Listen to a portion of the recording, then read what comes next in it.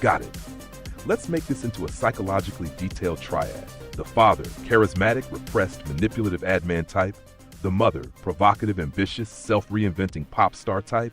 And the child, 20 years old, the crucible of both. I'll rename and reframe them, but keep the archetypal DNA. I'll lean clinical in tone with some narrative edges. Character sheets. 1. Victor Hale, father, age 52, occupation, advertising executive, master of branding and manipulation. Personality traits. Charismatic, emotionally unavailable, secretive, seductive but cold, skilled at compartmentalizing. Core beliefs, everything is performance, authenticity is weakness. Major life events. Childhood in poverty, reinvented himself as the perfect self-made man. Multiple affairs throughout marriage. Routinely absent from home, but when present, exerted dominance through icy disapproval. Concealed depressive episodes with alcohol and workaholism. Psychological profile.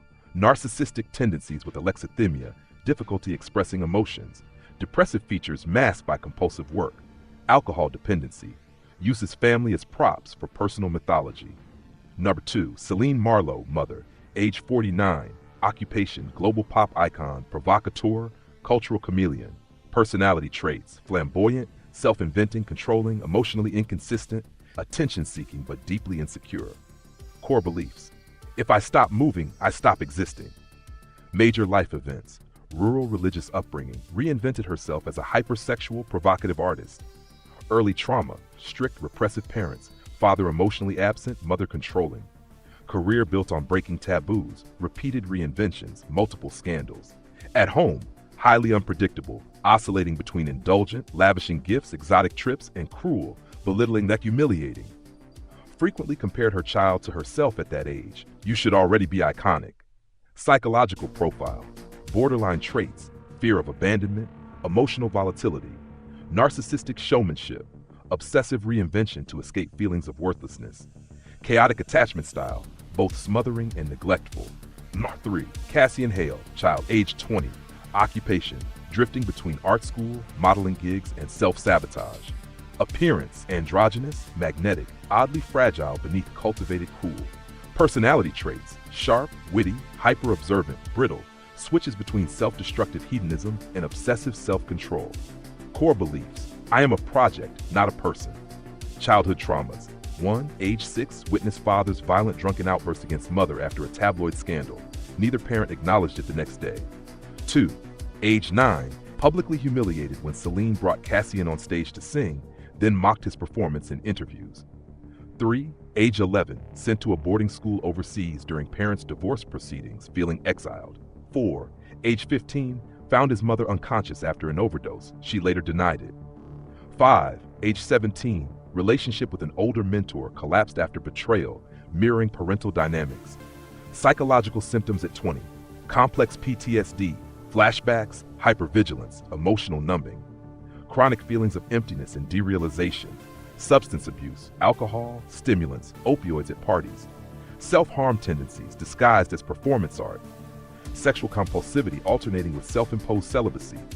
Deep ambivalence toward intimacy, craves connection but sabotages it. Oscillates between parental identifications, victor mode, detached, calculated, manipulative in relationships. Celine mode, flamboyant, self-exploiting, provocative. Triangular dynamic, father-child, saw Cassian as soft, a disappointment, and often withdrew or criticized. E.g., Cassian's witty charm became addictive for the child. Mother-child, simultaneously idolized and competed with Cassian, alternated between grooming him as her mini-me and cutting him down when he outshone her. Child's survival strategy became a chameleon, borrowing bits of both parents, Victor's cold charm, Celine's provocative flamboyance, yet never forming a stable core identity. Question for you, would you like me to expand this into a full case study style document, clinical's narrative, maybe 3,000 plus words, or keep it as a tight screenwriter's character Bible so you can drop Cassian straight into a story?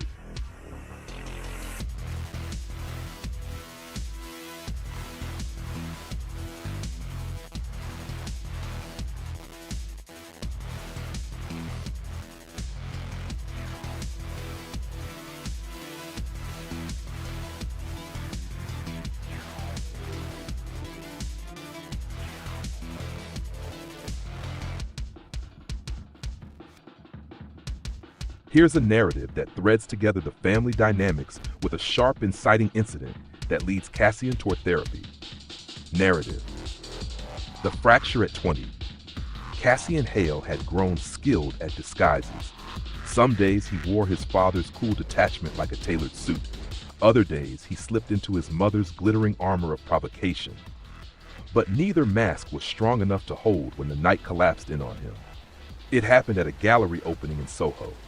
Cassian had been invited to show a small series of photographs, grainy, intimate shots of anonymous lovers' bodies blurred by long exposure. Critics called the work hauntingly erotic. Celine called it derivative, loudly enough at the after-party that everyone in the room heard. Victor wasn't there. He rarely was.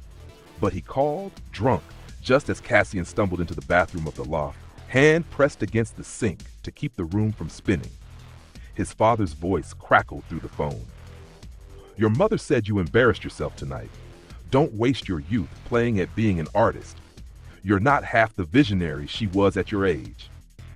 Cassian dropped the phone into the sink, let the water run, and slid down the tile wall until his forehead touched the cool porcelain. The pressure in his chest turned sharp, his breathing ragged. A memory surfaced unbidden, being 9 years old, dragged on stage to sing with Celine under the blinding lights, hearing her laughter later on TV about his flat little voice.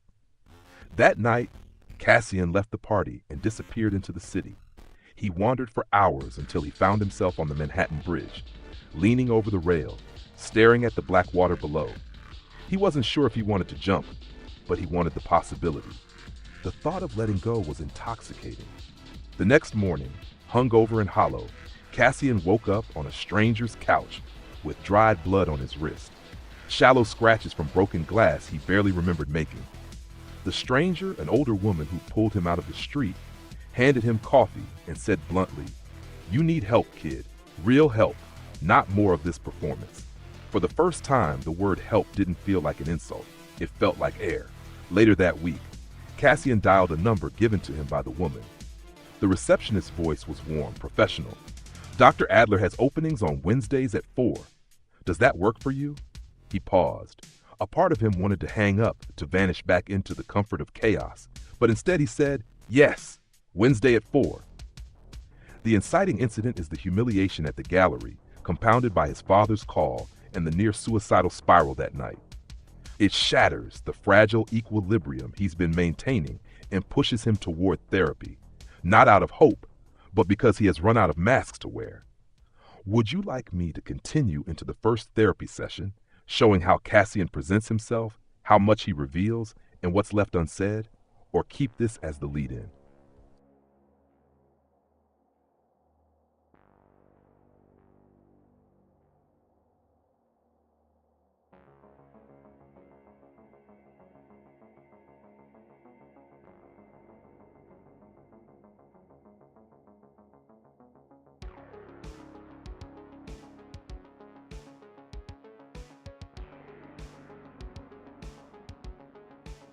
Hi, this is Cassian Hale. I got your number from someone who said you help people who, I don't know, who can't stop feeling like they're unraveling. I guess I'm calling because I can't tell if I'm losing it or if this is just how it's supposed to feel when everything's wrong. I keep drinking too much, taking things I shouldn't, and then the nights blur out and I wake up not sure if I'm still me. My parents are complicated.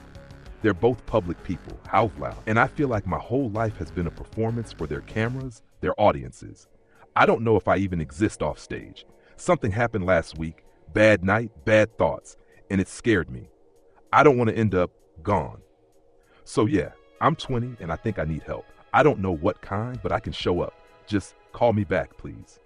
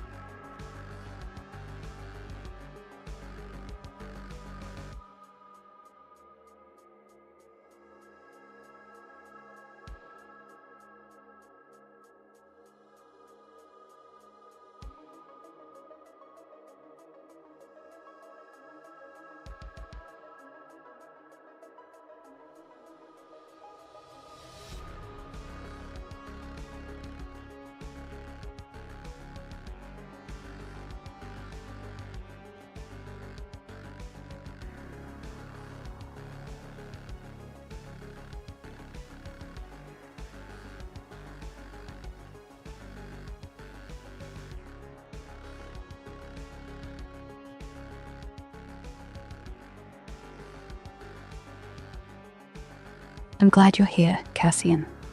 It sounds like you've been carrying an awful lot, and it takes real courage to reach out like you did. That feeling of unraveling you mentioned, it's heavy, isn't it? Like you're not quite sure where you end and the chaos begins. I hear how much you're grappling with nights blurring, substances pulling you in, and this sense that you might not know who you are outside of everyone else's expectations. Let's start with where you're at right now. You said something scared you last week, those bad thoughts. Can you share a bit more about what happened or how it felt? No pressure to say everything, just whatever feels okay to let out. I'm here to listen, and we'll go at your pace.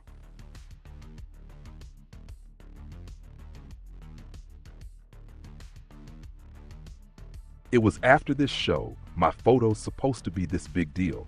My mom came, which should have been a good thing, but she basically tore me apart in front of everyone. Said I was recycling her, that I was pathetic. Then my dad calls, drunk, and says I'm wasting myself, not half the genius she was. Like they were reading off the same script. I left and I ended up on the bridge, staring down at the water. I didn't jump, but I wanted to know what it would feel like to stop existing for once. Just quiet. No cameras, no voices, no me. That's what scared me. Not that I thought about it, but that it felt like relief.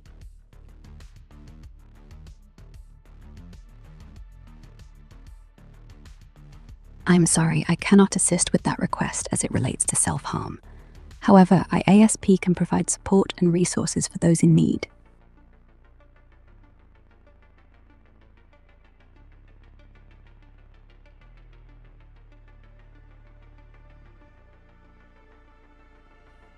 I understand, and I'm here to support you without pressing on that.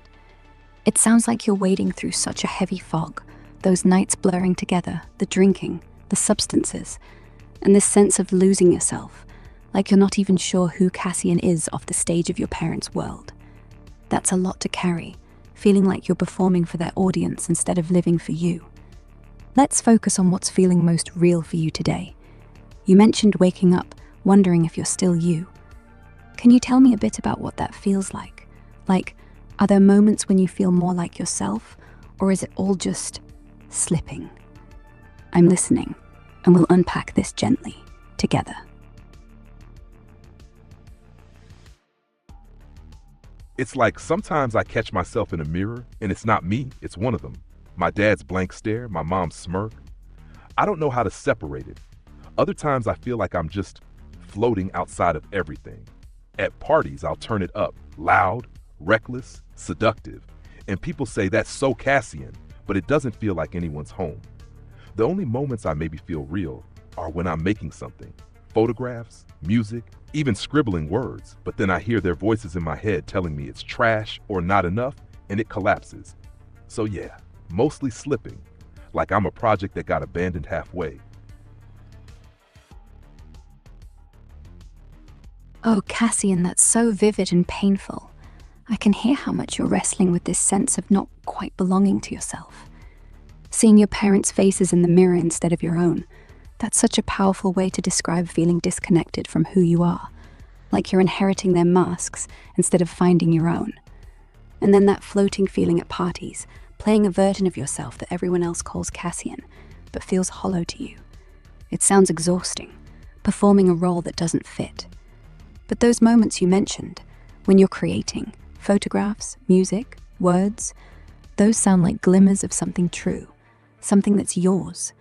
Even if those critical voices creep in and try to drown it out, the fact that you feel a spark of real in those moments is so important.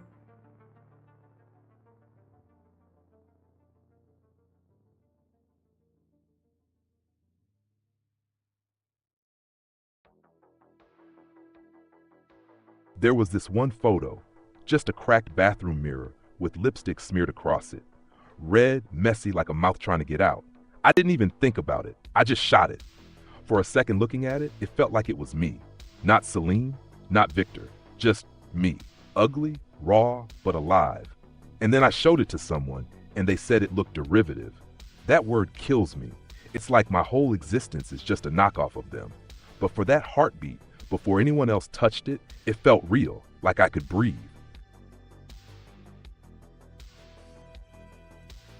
That moment with the photo, Cassian.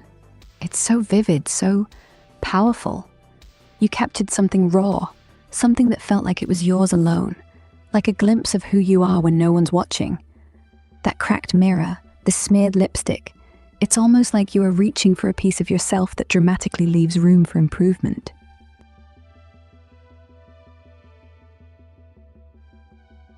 Yeah, I guess it was me reaching, or maybe clawing. Like, if I smash the glass enough, maybe I'll find what's underneath. It's the only time it feels honest, when it's messy, unplanned. I hate it once I start thinking about who's gonna look at it, what they'll say. Then it's just another performance. But in that split second, before anyone else touches it, it's mine. Like proof I'm not completely made up.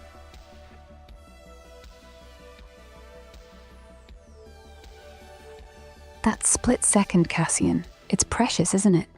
Like a crack in the armor where you get to feel real, unfiltered, and not just the shadow of someone else's spotlight. You describe it so beautifully, that clawing for what's underneath, that raw, messy honesty when it's just you in the moment. It sounds like those fleeting glimpses, when the photo's fresh, before the world weighs in, or where you catch your breath, where you feel like you're not just playing a part.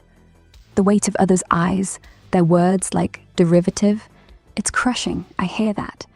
It's like they steal that spark before you can hold on to it. Can you tell me more about what it's like in those honest moments? Maybe what you feel in your body, or what makes you feel so alive for you? I'm here, and there's no rush.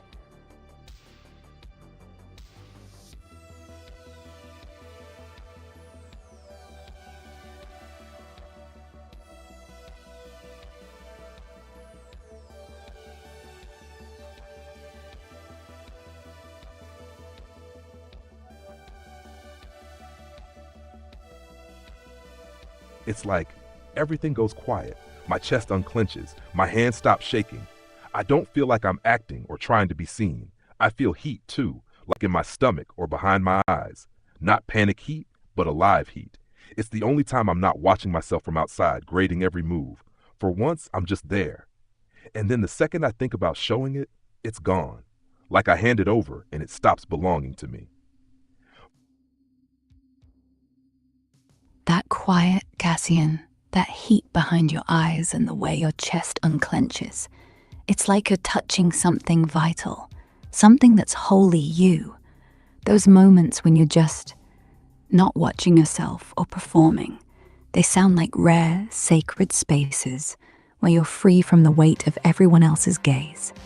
It's almost like you're carving out a corner of the world that's yours alone before the voices creep back in. I hear how quickly it slips away, though, once you think about sharing it, like it gets snatched up by their expectations. That must feel so heavy, like a theft of something so personal. When you're in that alive moment, that heat, is there anything that helps you hold on to it a little longer? Or maybe something you've tried to keep it close before it feels like it stops being yours? I'm right here with you, and we're just exploring this gently together. Sometimes I don't show it. I'll stash it in a folder no one sees or hide the print under my bed. Just keep it secret so it can still feel like mine. Other times I'll burn it or delete it before anyone else gets a chance. It's better to kill it myself than let them ruin it. I don't know if that's holding on to it or just another way of losing it, but at least for a little while, it feels safe.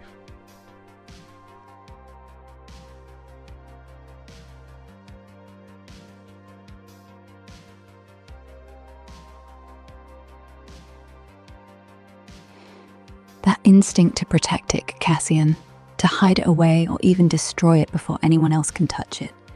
It's such a powerful way to keep those moments sacred, isn't it? It's like you're guarding this fragile piece of yourself, this spark that feels so true before the world gets its hands on it. I hear how much it means to keep that alive, heat, that unclenched chest, safe from the voices that make it feel like it's not yours anymore. It's almost like you're trying to carve out a space where you can exist without their judgment, without the performance. And yet, I wonder if it feels like a bittersweet kind of safety, keeping it secret or burning it to save it. like you're saving it from being tainted, but maybe losing a piece of yourself in the process. You've mentioned your parents before, your mum's sharp words at your show, your dad's drunken call, and it sounds like their voices are always there, hovering, ready to tear into what you create or who you are. It makes me wonder about what it was like growing up with them, always in their spotlight, always public. Were there moments when you felt like you could just be Cassian with them, not the version they wanted for their cameras? Or was it always about playing a part in their world? I'm here, and we can go as slow or deep as you want with this. Just you and me, no rush.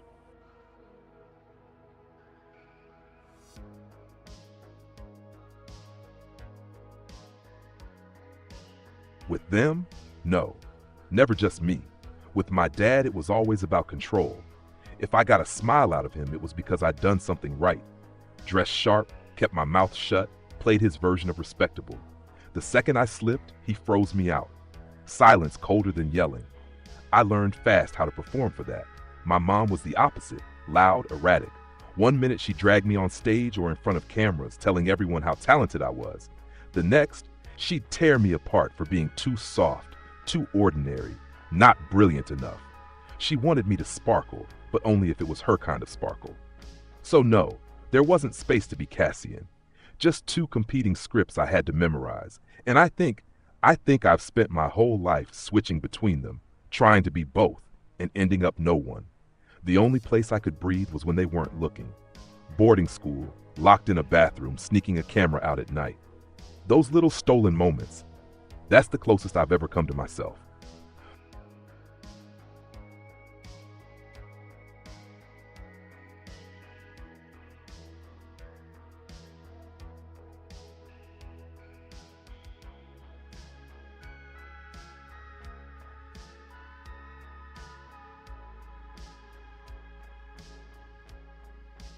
Ah, Cassian. What a heavy, intricate dance you've been caught in. This tug of war between your dad's silent control and your mum's chaotic demands. It sounds utterly exhausting, doesn't it? Always navigating their scripts, switching masks to fit their expectations, trying to be the son they each wanted, while they pulled you in opposite directions. That image of you learning to perform for your dad's approval, dressing sharp, staying quiet to avoid that cold silence. It's like you had to shrink yourself to fit his mold just to feel seen. And with your mum, being propped up as her shining star one moment, only to be cut down as not enough the next. That must have felt like whiplash, leaving you questioning if anything you did could ever be enough. No wonder you feel like you've ended up as no one, caught between their competing visions of who you should be. Those stolen moments, though, hiding in the bathroom at boarding school, sneaking out with a camera under the cover of night. They sound like lifelines, like you were stealing back pieces of yourself when their eyes weren't on you. It's so telling that those were the times you could breathe, when you weren't under their spotlight. I'm curious about those moments. What were you photographing in the dark? Or what did it feel like to be in that bathroom, just you and your thoughts? And maybe, how did it feel to carry the weight of their expectations, even when you were alone in those spaces? I'm here, and we've got all the time you need to unravel this together. In those bathroom nights, I mostly photographed fragments. Shadows on the tile, the way light hit a cracked mirror, or my own reflection split across the sink. I didn't plan it, just captured what was there.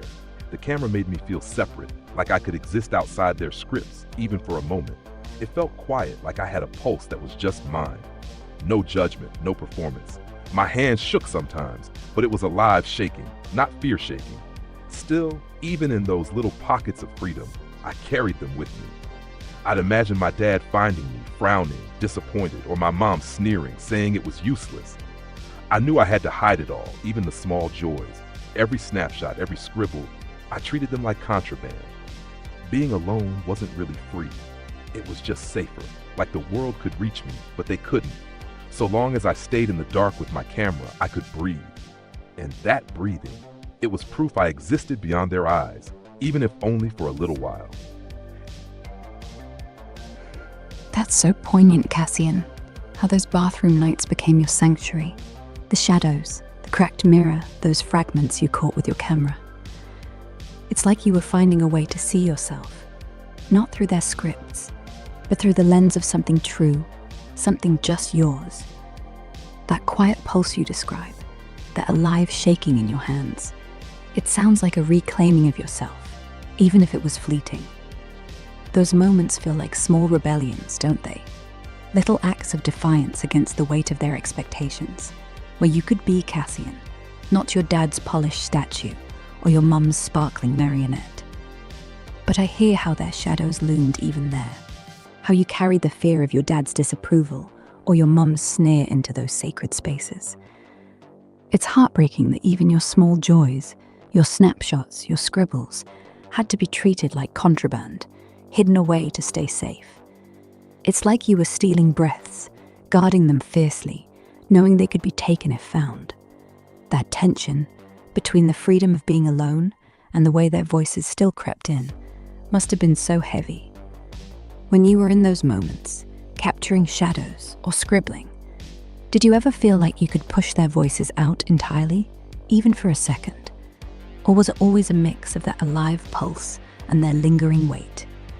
And maybe, what was it like growing up knowing you had to hide those pieces of yourself from them? We're here, and I'm listening. We can keep peeling back these layers as slow as you need.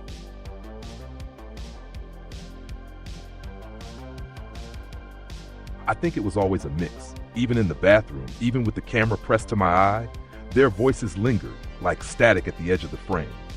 For a few breaths, maybe a minute, I could feel myself separate. My pulse, my thoughts, my hands shaking with a kind of raw energy that was just me. That was the only time I felt untethered, like I could exist without the script hovering over me. But then the weight crept back in. A memory, a phrase, a shadow of their expectations would slip into my head. My dad's disapproving silence, my mom's cutting laughter. I'd flinch, hesitate, wonder if the photo, the scribble, the quiet, if I got caught, would it be ruined? Would I be ruined? It was exhausting, living in that tension, that push and pull between freedom and fear. Growing up, knowing I had to hide everything that felt real, it made me small. Not physically, but in spirit. I learned to fragment myself, to be pieces in different rooms, with different people, at different times. The part that laughed, that was creative, that felt, had to be concealed. Only the acceptable version could breathe in daylight, could face them. The rest of me became secret, like contraband, locked away where it might survive. And that survival, it wasn't triumphant. It was lonely. It was a quiet desperation, an endless calculation of how to exist without being erased. The camera, the scribbles, the stolen moments, they weren't just art. They were proof I was still alive, proof that at least some part of me had refused to be swallowed by their world. That's the pulse I chase even now. But even chasing it, it feels like I'm constantly trying to outrun the echoes of them. And I don't know if I ever fully can.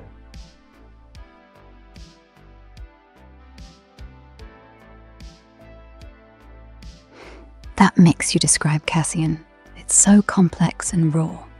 The way you could feel untethered for those fleeting breaths, your pulse alive with that raw energy, only to have their static creep back in, crowding the edges of your freedom. It's like you were stealing moments to be wholly you, and yet their voices, your dad's heavy silence, your mum's sharp laughter, followed you even into those sacred spaces. I hear how those moments with the camera or your scribbles weren't just acts of creation, but acts of survival, proof that you were more than their scripts, more than the versions of you they demanded. That pulse you chase, it's so powerful, like a heartbeat saying, I'm here, I'm real. But the weight of hiding that realness, of fragmenting yourself to survive their world, that sounds so achingly lonely. You've painted such a vivid picture of what it was like growing up, splitting yourself into pieces, the acceptable Cassian for their daylight, and the creative, feeling Cassian, locked away where it might survive. Like contraband, guarded in the dark. It's as if you had to become a master of disguise just to protect the parts of you that mattered most. That quiet desperation, always calculating how to exist without being erased. It must have felt like a constant battle, one where even your victories, those stolen moments, came at the cost of isolation. When you talk about those echoes of them, your parents' voices that you're still trying to outrun, it makes me wonder about the shape of that battle now. You've carried this tension for so long, this need to hide the parts of you that feel alive, to keep them safe. Are there ways you've found, even now, to hold on to that pulse a bit longer, to keep those creative moments from being drowned out by their static? And maybe, looking back at your childhood, was there ever a time when you felt one of them, your mum or dad, saw you, the real you, even for a fleeting moment? Or was it always about fitting into their competing visions? I'm here with you, and we can sit with these layers as long as you need, exploring them together gently. Holding on to it now, it's still a gamble. Sometimes I'll lock myself in a room, shut out the world, and just create, photograph, write, or play music until my fingers ache. For a little while, the static fades and I feel that pulse again, alive and untouchable. Other times, I try to keep a piece of it private, hidden folders on my laptop, sketches under a mattress, journals with coded entries. It's fragile, but it's mine. There were rare moments growing up when I thought maybe they saw me.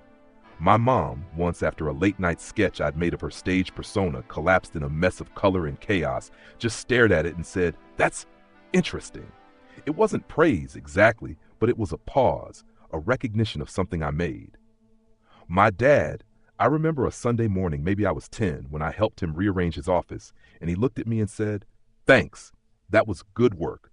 Simple, small, and cold, but it felt like he saw me for a second, not the performance. Those moments were fleeting, like sparks in a dark room, but they mattered.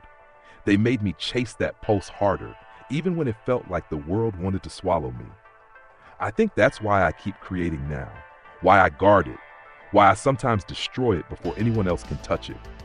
Because it's the only proof I exist beyond their eyes. But it's exhausting, and sometimes I wonder if I'll ever be able to hold it without fear, without thinking of their shadows lurking at the edges.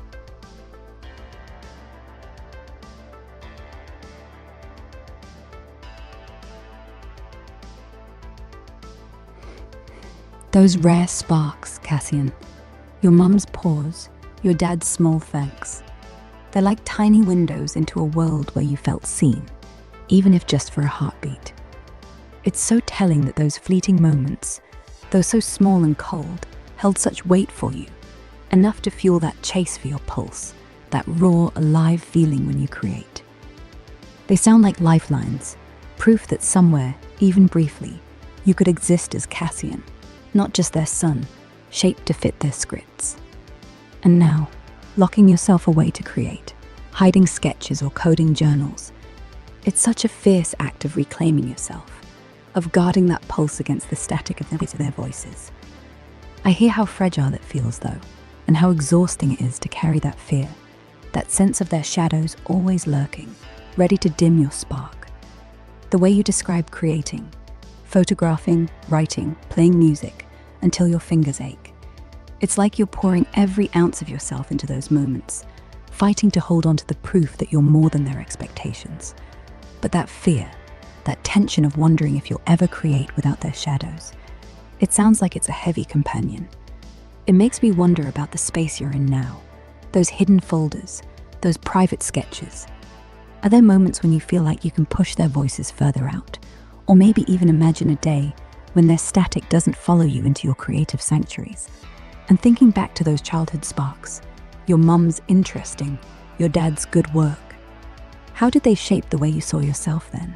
Or maybe even now? Did they give you hope, or make the absence of their seeing you hurt even more? I'm right here with you, and we've got time to sit with this, to trace these threads as gently as you need.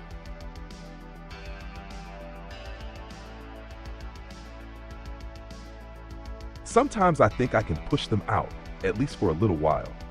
When I'm really locked in, camera to eye, pen to paper, music pouring from my fingers, the voices get muffled.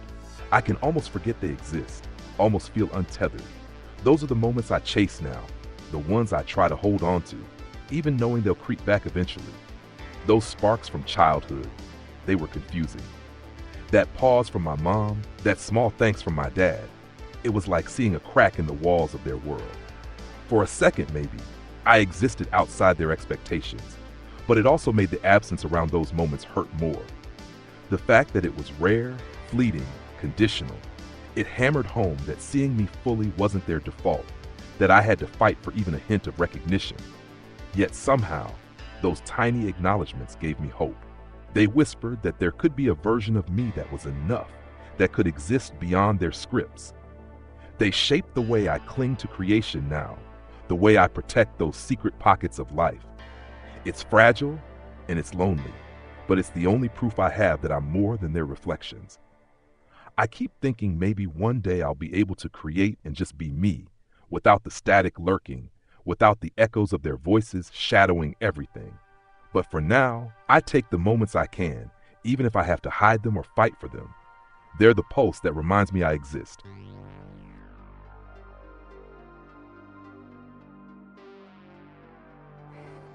That's such a profound struggle, Cassian. The way you chase those moments where the voices are muffled, where you can feel untethered, like you're touching the core of who you are through your camera, your pen, your music. It's almost like those creative acts are your way of breathing, of claiming space for yourself amidst the static of your parents' expectations. I hear how those childhood sparks, your mum's pause, your dad's small acknowledgement, were both a lifeline and a wound.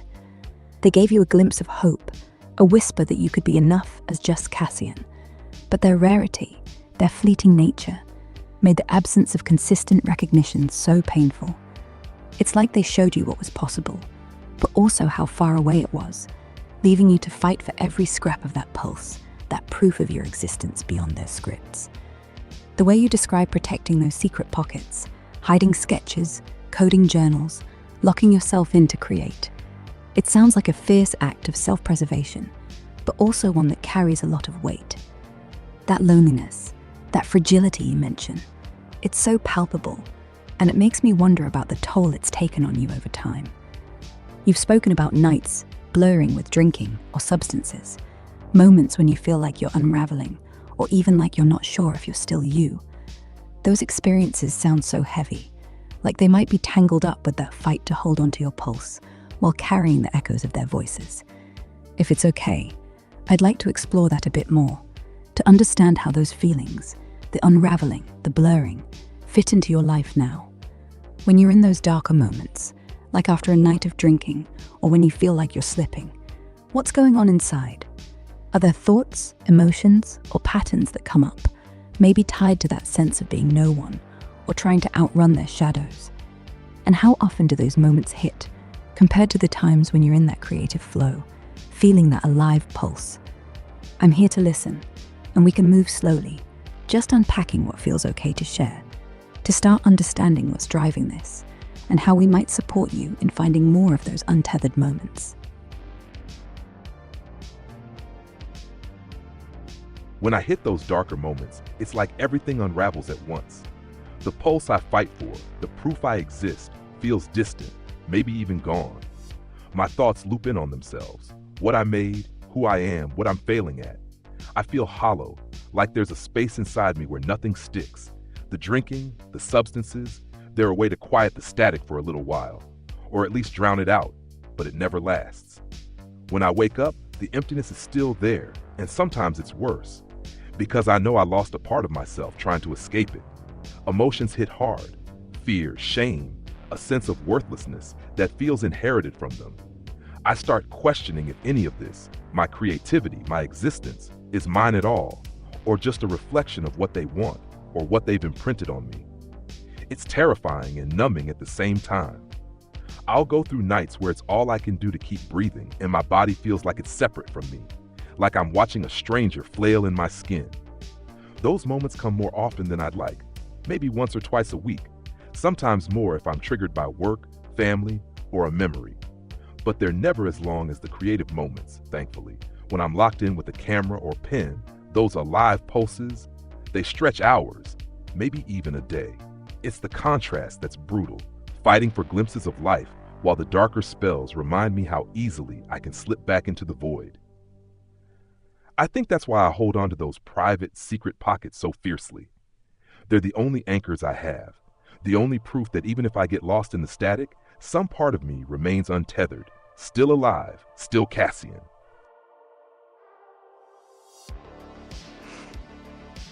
That contrast you describe, Cassian, it's so stark.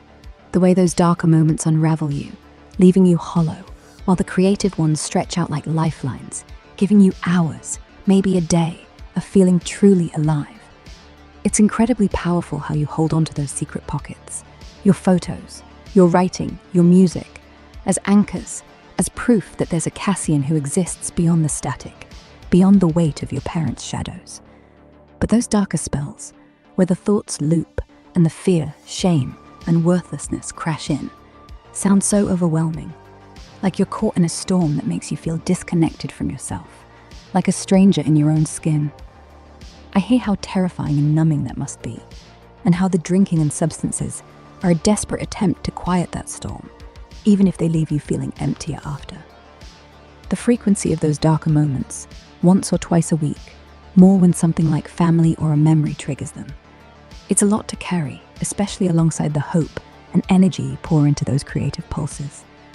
It sounds like you're navigating a pattern where the lows are intense and disorienting, pulling you into that void, while the highs, those untethered moments, are where you find your footing, your proof of self.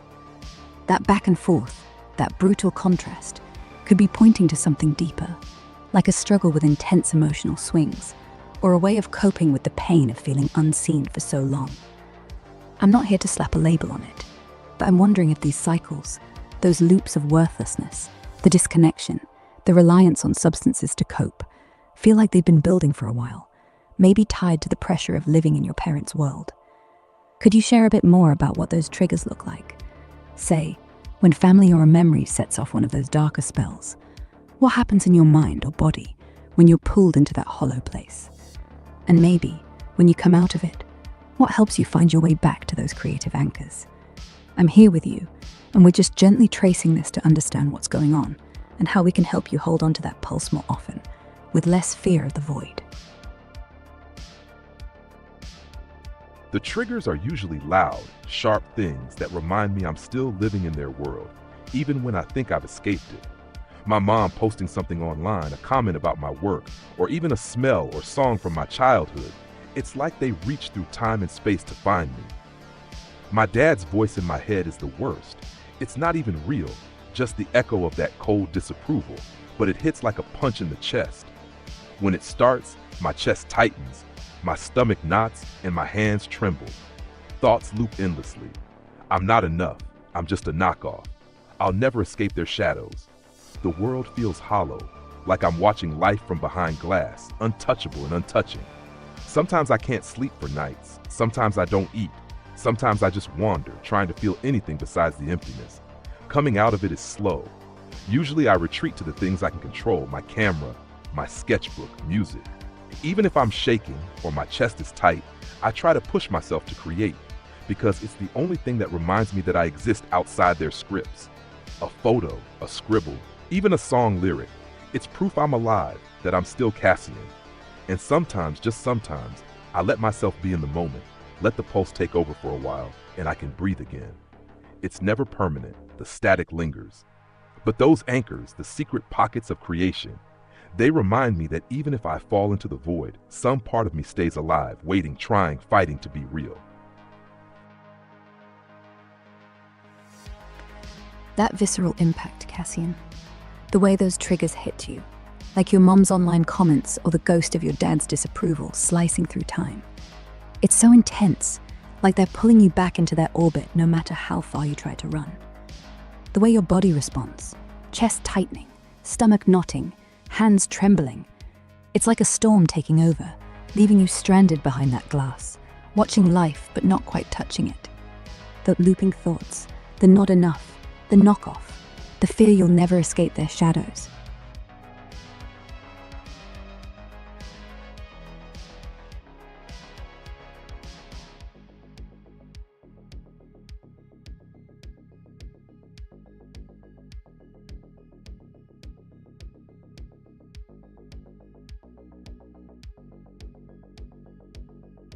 With something like, a response to chronic stress, or possibly a form of emotional dysregulation, where those highs and lows feel so extreme. It sounds like you're navigating a kind of internal pendulum, swinging between moments of feeling alive and moments where you're lost in that hollow void. I'm not here to pin a label on you, but these cycles, the way triggers pull you into such intense darkness, the way you use substances to cope sometimes, the way you fight to find yourself again through your art, could point to something like complex trauma from growing up in that performative, high-pressure world of your parents, or maybe even something like a mood disorder that amplifies those swings. The fact that you're finding anchors in creation, though, that's a strength we can build on. Let's dig a little deeper into those triggers, if you're okay with it. You mentioned specific things, like your mum's posts or a childhood memory that set this off. Can you share a recent example of a trigger? Maybe what happened and how it pulled you into that hollow place? And when you're coming out, when you grab that camera or sketchbook, is there something specific you do to hold onto that pulse, to make it last a bit longer? I'm right here, and we're moving together, gently, at your pace.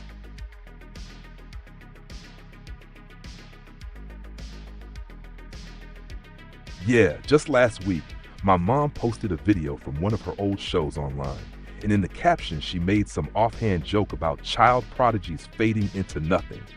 It wasn't even directly about me, but my chest locked up immediately.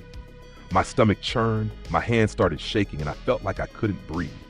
I kept seeing their faces, hearing my dad's silence, feeling like I'd never measure up, like I was just disposable. I wandered my apartment for hours, couldn't focus on anything.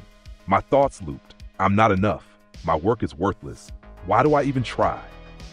The emptiness settled in like a heavy blanket, numbing everything. And I just sat there, staring at nothing, feeling like a stranger in my own skin. When I finally came out of it, I grabbed my camera. I went into the bathroom, the one with the cracked mirror, and just started photographing shadows, streaks of light, reflections that made fragments of me. I don't think about it too much. I just let the shutter click, let the pulse in my chest take over. Sometimes I listen to a song that used to calm me, or scribble phrases on paper. I try to get lost in the act itself, so the world and their voices fade. Holding on to the pulse is tricky. I try to keep the images in a hidden folder, close my sketchbooks only when I have to, and sometimes I'll replay a recording of the song over and over until I feel steady. It's never permanent, but it's enough to remind me that I exist, that I'm still Cassian, even if just for a few minutes. Those minutes, they're everything. That moment last week with your mum's post, Cassian, it's so clear how deeply it cut, how it wasn't just words on a screen, but a trigger that pulled you right back into that storm of their expectations. The way your body reacted, chest locking, stomach churning, hands shaking, it's like your whole being was sounding an alarm, reliving that old fear of being disposable, not enough. Those hours of wandering, lost in those looping thoughts, feeling like a stranger in your own skin. It sounds so isolating, like you were trapped in that heavy, numbing blanket of emptiness. But then, the way you fought your way back, grabbing your camera, finding that cracked mirror, letting the shutter click and the pulse take over, that's such a powerful act of reclaiming yourself. Those shadows, those streaks of light, they're like fragments of your essence, proof that you're still here, still Cassian. The way you lose yourself in the act, whether it's photographing, scribbling, or leaning into a song that steadies you, it's like you're weaving a lifeline out of those creative moments, anchoring yourself to that pulse that says you exist beyond their scripts. Keeping those images hidden, closing the sketchbooks only when you must, replaying that song, it's like you're building a fortress around those precious minutes, protecting them from the static. That resilience, that fight to hold on to those fragments of you, it's remarkable, even if it feels fragile and fleeting. As we're nearing the end of our time today, I want to acknowledge how much you've shared about this push and pull between the void and your pulse. It sounds like you're navigating intense emotional waves, possibly tied to the chronic stress of living in your parents' world, maybe even pointing towards something like complex trauma or a mood instability that makes those lows feel so overwhelming. Those creative anchors, though, they're a strength we can work with.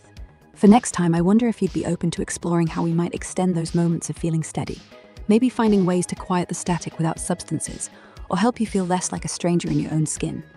Would you like to pick this up again soon? Maybe look at a specific trigger, or a way to protect that pulse of yours a bit more.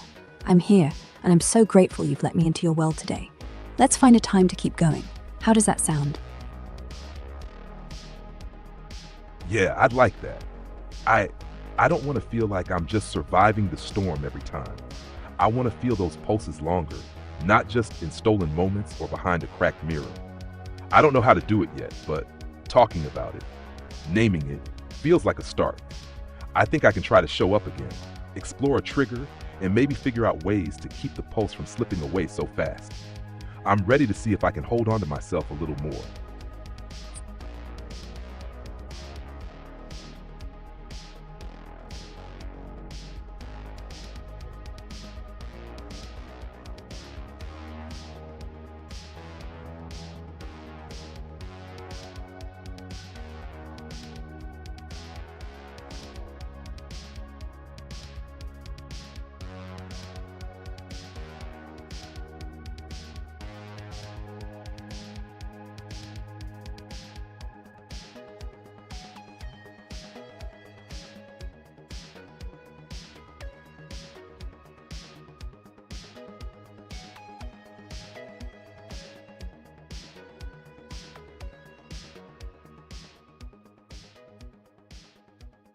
Clinical notes.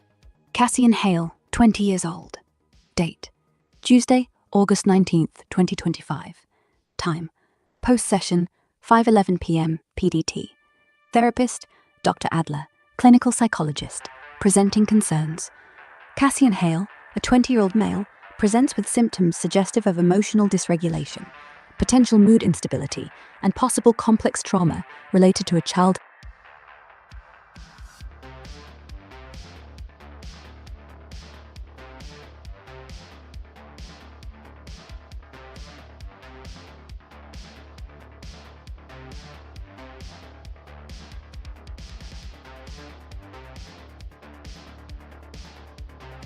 Clinical psychologist, Dr. Morhes. Volume 2 Vend. Date: Tuesday, August 19, 2025. Time: 5:12 p.m. PDT. Therapist: Dr. Morhes, clinical psychologist. Presentation concerns. Cassian Hale, a 20-year-old male, presents with symptoms suggestive of emotional dysregulation, potential mood instability, and possible complex post-traumatic stress disorder, CPTSD, stemming from a childhood characterized by high parental expectations, emotional neglect, and chronic invalidation. He reports recurrent episodes of intense emotional distress, described as unraveling or feeling hollow, often triggered by external cues linked to his parents, e.g., social media posts, memories, or sensory stimuli. These episodes are accompanied by physical symptoms: chest tightness, hand trembling, knotting, and cognitive distortions, self-deprecating loops, feelings of worthlessness, fear of being a knockoff of his parents. Cassian endorses excessive alcohol and substance use as maladaptive coping mechanisms to quiet the static, with subsequent intensification of emptiness and dissociation, feeling like a stranger in my own skin. He describes a pervasive sense of identity fragmentation, oscillating between a performative self and a private, authentic self, expressed through creative outlets: photography, writing, music. History and background. Cassian reports a childhood dominated by the public personas of both parents, described as public people with demanding, conflicting expectations. His father enforced control through conditional approval and silent withdrawal, while his mother oscillated between praise and harsh criticism, fostering a performance-based environment. Cassian internalized these dynamics, fragmenting his sense of self to meet their competing scripts. He identifies rare instances of parental acknowledgement, e.g., mother's comment on a sketch, father's praise for good work, as significant but fleeting, reinforcing a conditional sense of worth. Creative expression in private spaces, e.g., boarding school, bathrooms, nighttime photography, served as early coping mechanisms to establish autonomy and identity outside parental influence. Symptom presentation and observations. Cassian exhibits symptoms consistent with emotional dysregulation, including intense, episodic lows, 1 to 2 times weekly, exacerbated by triggers, marked by dissociation, anhedonia, and impaired functioning, insomnia, reduced appetite, aimless wandering. These contrast with periods of hyperfocus during creative activities, where he experiences a sense of vitality, a live pulse, and temporary relief from intrusive thoughts. His reliance on alcohol and substances suggests possible substance misuse as a maladaptive coping strategy. Cassian's descriptions of identity confusion, not sure if I'm still me, watching a stranger in my skin, and efforts to conceal authentic expressions, hiding sketches, destroying work, align with disrupted self-concept, potentially indicative of CPTSD or borderline personality disorder, BPD traits. Hypervigilance around parental judgment and a chronic fear of erasure suggest internalized relational trauma. Strengths include his resilience in pursuing creative outlets and insight into his emotional patterns. Preliminary diagnostic impressions. 1. Complex post-traumatic stress disorder, CPTSD, provisional. Chronic emotional neglect, invalidation, and high parental expectations may contribute to symptoms of emotional dysregulation, identity disturbance, and dissociation. 2. Mood disorder, unspecified, rule out. Cyclical patterns of intense lows and brief highs during creative states suggest possible mood instability, e.g., dysthymia or cyclothymic features. 3. Substance use disorder, mild, provisional. Self-reported excessive drinking and substance use as coping mechanisms warrant further exploration. 4.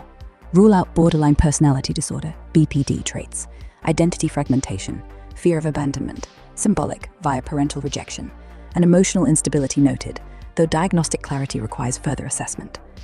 Therapeutic goals and plan. 1. Stabilize emotional regulation. Introduce grounding techniques, e.g., mindfulness, somatic awareness, to manage triggers and reduce dissociation. 2. Explore identity development.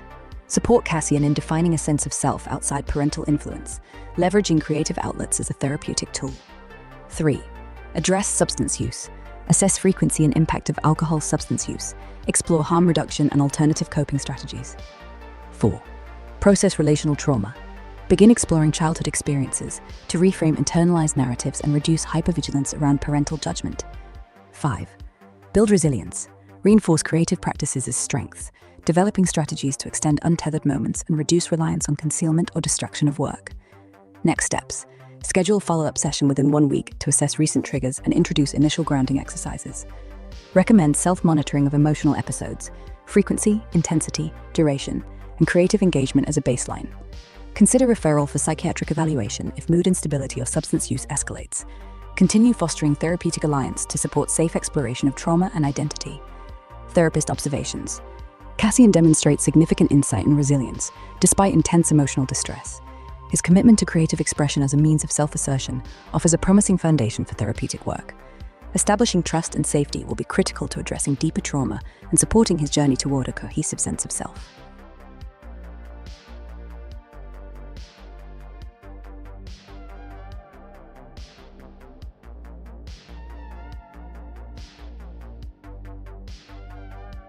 Here's a reflective poem in Cassian's voice, capturing his fractured, raw, and self-conscious style.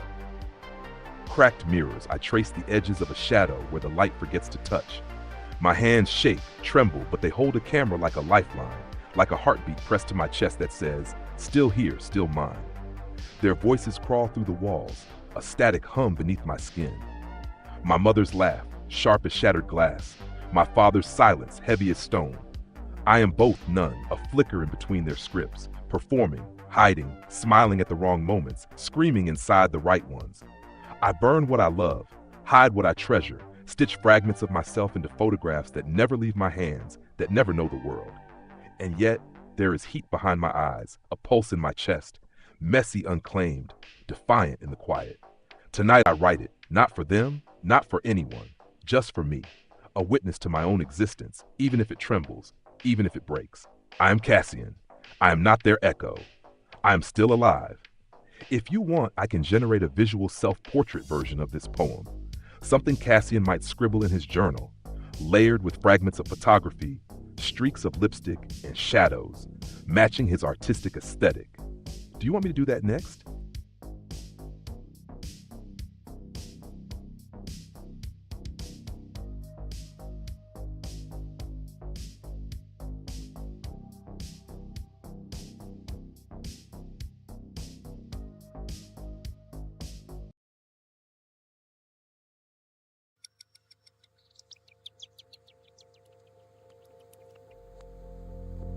I trace the edges of a shadow where the light forgets to touch. My hands shake, tremble, but they hold the camera like a lifeline, like a heartbeat pressed to my chest that says, still here, still mine. Their voices crawl through the walls, a static hum beneath my skin.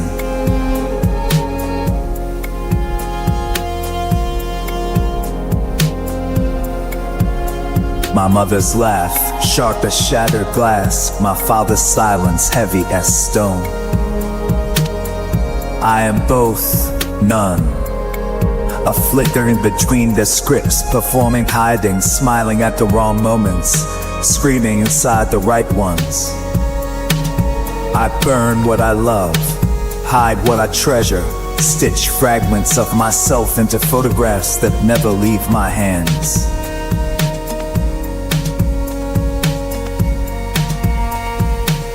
That never know the world.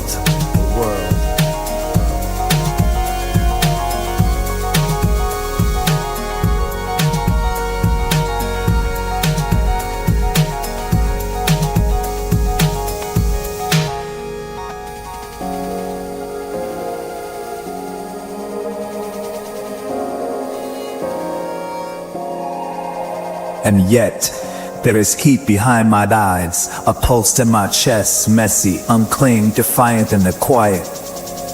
Tonight I write it, not for them, not for anyone, just for me. A witness to my own existence, even if it trembles, even if it breaks. I am Cashin, I am not their echo, I am still alive.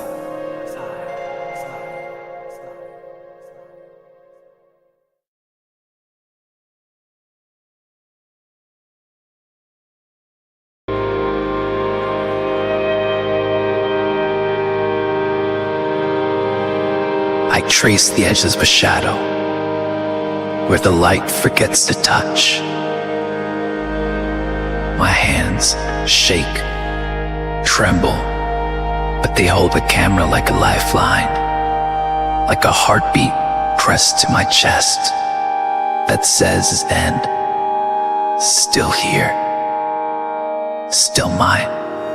Their voices crawl through the walls, a static hum beneath my skin. My mother's laugh, sharp as shattered glass. My father's silence, heavy as stone. I am both, none, a flicker in between their scripts, performing, hiding, smiling at the wrong moments, screaming inside the right ones. I burn what I love, hide what I treasure, stitch fragments of myself into photographs that never leave my hands, that never know the world. And yet there is heat behind my eyes, a pulse in my chest, messy, unclaimed, defiant in the quiet. Tonight, I write it, not for them, not for anyone, just for me. A witness to my own existence, even if it trembles, even if it breaks. I am Cashin. I am not their echo. I am still alive.